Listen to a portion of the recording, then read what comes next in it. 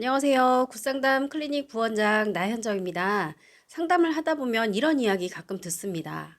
내가 지금 배우자랑 살고 있는 건지, 딸이랑 혹은 아들이랑 살고 있는 건지 모르겠어요. 예, 이 말은 단순한 불만이 아닙니다. 의존적인 아내, 의존적인 남편과 살 때 겪는 하소연입니다. 그래서 오늘은 이 부부 관계를 무너뜨리는 유형 중 하나인 의존적인, 수동적인 배우자에 대해 이야기해 보겠습니다. 이 의존적인 배우자는 겉으로 이렇게 보입니다. 그냥 성격이 좀 소극적인 거겠지. 원래 결정을 잘 못하는 스타일이잖아. 예, 그런데 결혼 생활을 하면 이런 문제가 계속 반복이 됩니다. 사소한 것도 혼자 결정을 못하고 전화를 해요. 근무하고 있는 남편한테.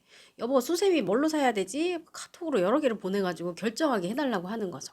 혹은 뭐 책임지는 상황을 자꾸 피하는 거예요. 당신이 결정하면 다 따를게. 당신이 다 잘하잖아. 이러면서 여름 휴가, 전반적인 계획 전부 다 집안의 대소사 모두 다 아내에게 떠넘기는 남편입니다. 혹은 뭐 해줘, 도와줘, 이것 좀 뭐 결제해줘. 막 이렇게 자꾸 물어보는 배우자. 예.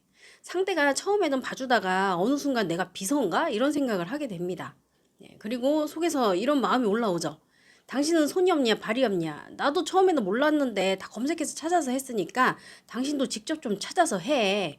이렇게 말하게 됩니다. 네, 이렇게 의존적인 배우자, 정말 나랑 동급인지 아니면 자녀 세대인지 헷갈립니다.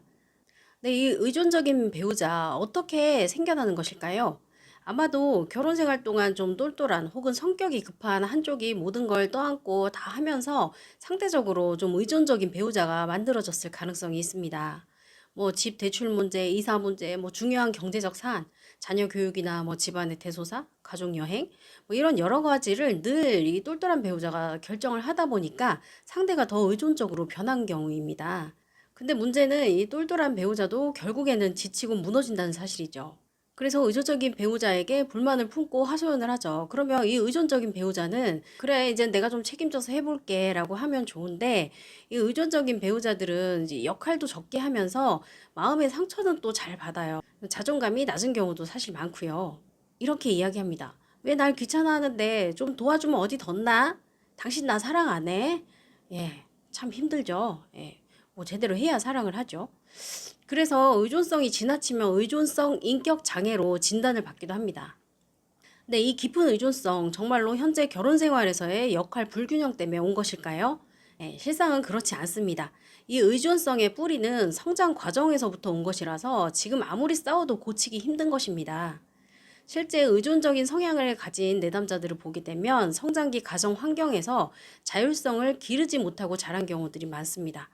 또 매우 통제적이고 강압적인 부모, 형제, 혹은 뭐 과보호적인 부모 밑에서 자란 경우, 혹은 뭐 지나치게 방임이 돼서 뭐 개념, 삶의 기준 이런 것들이 잘 탑재가 안 돼 있는 경우, 혹은 뭐 부모의 관계를 모델링하며 자란 경우도 많아요. 예컨대 뭐 아버지는 지배적이고 어머니는 의존적인 성격을 가지고 있어요. 그래서 아버지가 다 결정하고 엄마는 순종하고 의존하고. 예, 그렇게 되면 이제 첫째 아이 같은 경우는 뭐 지배적인 아버지를 모델링하고 둘째 아이는 의존적인 어머니를 모델링하게 됩니다. 그럼 엄마 아빠 다 일 나가고 나면 첫째, 둘째 사이는 지배적이고 의존적인 관계 양식이 만들어지는 경우죠. 예, 이 속에서 자란 이 둘째가 성장해서 결혼을 하면 여전히 의존적인 역할을 맡으려 하는 것입니다.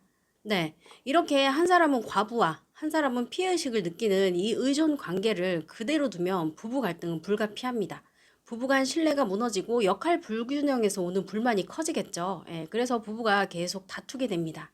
특히 과부하에 걸린, 즉 똘똘해서 맨날 혼자 다 하게 되는 이 배우자는 의존적인 배우자를 감정적으로 보기 시작해요. 게으르고 이기적이고, 예, 나쁜 사람 이렇게 치부하면서 부부 갈등이 깊어지게 됩니다. 그런데 여기에 더해 정말 안타까운 것은 의존적인 사람들은 보통 자존감이 매우 낮다는 사실입니다. 그도 그럴 것이 발달 심리학자 에리슨도 자율성 발달 시기를 유년기로 보았죠. 약 3세에서 7세 사이. 아이들이 자라면서 내가 할 거야 라고 많이 이야기하는 시기죠. 이때 자율성을 배우는 적기인데요. 이때 부모가 과도하게 통제하거나 자녀를 대신해서 모든 걸 해주거나 그러면 아이가 부정적인 자아상을 갖습니다. 나는 혼자 못해. 나는 부족한 사람이야. 결정은 내가 하는 게 아니야. 예. 이렇게 자아상, 자존감이 너무 낮으면 뭐 좀 세게 가르치기도 쉽지 않습니다. 예, 너무 쉽게 상처만 받기 때문이죠. 그래서 뭐 야생에 던져놓고 좀 알아서 해 라고 하면은 더 위축되고 더 의존하려 들 수 있습니다. 그렇다면 이 의존적인 배우자 어찌됐건 바꿔야 한다면 어떤 방법이 있을까요? 이 깊은 의존성, 뭐 치료나 뭐 심리 상담이 없이는 해결이 쉽지 않지만, 뭐 부부가 가정에서 해볼 수 있는, 중재할 수 있는 몇 가지 방법이 있어 설명드리려고 합니다. 네 가지 정도 있는데요. 첫 번째는 자율성 훈련입니다. 자신의 역할과 책임을 배우자가 대신 해주지 않고 자기 스스로 하도록 내버려 두어야 됩니다. 내가 손이 빠르니까, 내가 잘하니까 대신해 줄게. 이런 욕구를 누르고 해주지 않고 기다리고 버텨야 됩니다. 그리고 두 번째는 배우자에게 작은 것부터 맡겨서 작은 성취의 경험을 쌓도록 해야 합니다. 처음부터 큰 거 맡기면 부담스러워서 못하고 또 도망칩니다. 간단한 거 있죠. 뭐 오늘의 식사 메뉴 정하기, 뭐 작은 소비 결정하기, 간단한 선택, 이런 작은 것들을 스스로 해내도록 맡기는 것입니다. 그리고 세 번째는 실패에도 격려해야 됩니다. 의존적인 사람들은 틀리면 안 된다는 두려움이 크거든요. 직접 해보면서 불안을 다루는 유능감이 없기 때문인데요. 그래서 이제 선택 자체를, 행동 자체를 피하는데, 누구나 실패로 배웠다. 이런 사실을 가르쳐주고, 좀 잘 못해도 당신의 시도를 칭찬해. 라고 말해야 됩니다. 우리 아이들 훈련시키듯이. 예. 그리고 네 번째는 인정해주기입니다. 이게 핵심이죠. 당신이 결정해줘서 참 좋았어. 당신이 알아서 챙겨줘서 나 진짜 깜짝 놀랐잖아. 고마워. 예, 엄청 큰 힘이 됐어. 예, 이 한마디가 상대의 자율성을 키웁니다.